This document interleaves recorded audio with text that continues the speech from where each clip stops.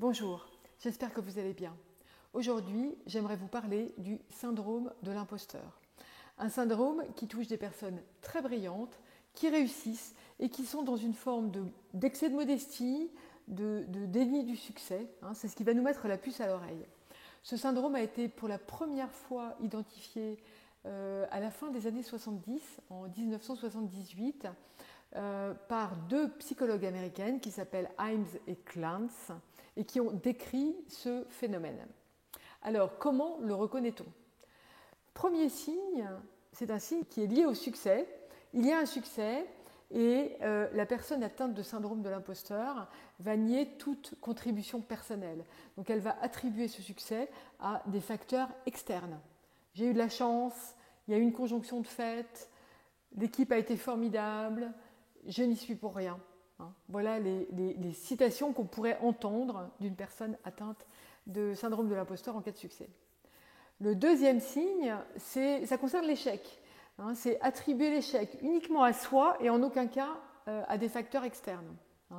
Donc ça va se traduire par le fait que c'est moi qui suis nul, je manque d'intelligence, je n'ai pas les bonnes compétences, mais on va s'abstenir d'envisager des facteurs externes, ce qui, vous le voyez bien tout de suite, va avoir des conséquences importantes puisqu'il n'y a aucun moyen de s'améliorer s'il y a des facteurs externes et qu'on ne les identifie pas.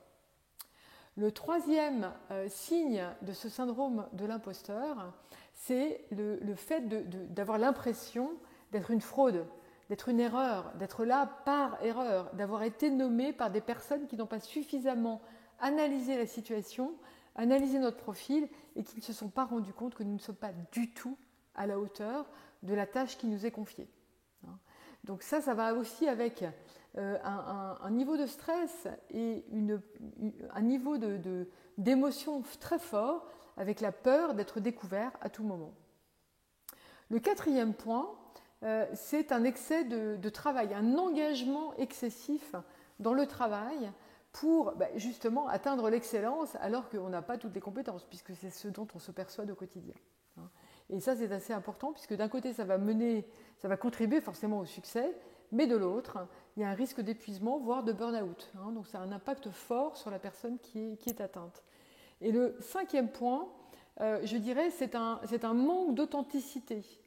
La personne qui est en situation de syndrome de l'imposteur, en fait, elle veut plaire à tout prix parce qu'elle veut réussir, elle veut être reconnue. Et donc, finalement, elle va un peu mettre de côté ses propres opinions, ses propres idées et s'aligner sur les opinions de ses évaluateurs, de ses patrons, etc. Ce qui va conduire à un manque d'authenticité qui ne manquera pas d'être identifié à un moment ou à un autre. Donc voilà, ce sont les 5 signes du syndrome de l'imposteur. 5. Premièrement, l'attribution du succès uniquement à des facteurs externes et en aucun cas à soi. Deuxième, l'attribution de l'échec uniquement à soi et en aucun cas à l'extérieur. Troisième, la certitude d'être une fraude, d'être une erreur et la peur d'être démasqué à tout moment. Quatrième, un excès de travail qui peut conduire certes au succès mais aussi au burn-out ou en tout cas à un certain épuisement. Et puis un désalignement qui conduit à un manque d'authenticité qui se manifeste d'une certaine façon assez visiblement et nous entraîne dans une mauvaise spirale. Donc voilà, ce sont les 5 signes du syndrome de l'imposteur.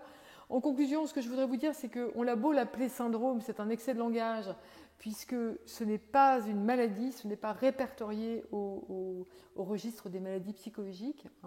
C'est au contraire un phénomène qu'on peut traiter, et c'est ce que nous verrons dans de prochaines vidéos. D'ici là, n'oubliez pas de vous abonner à notre chaîne de Inspirab TV, de mettre vos commentaires, vos questions, vos critiques aussi en commentaire sous cette vidéo. Et moi, je vous dis à très bientôt pour de nouvelles inspirations.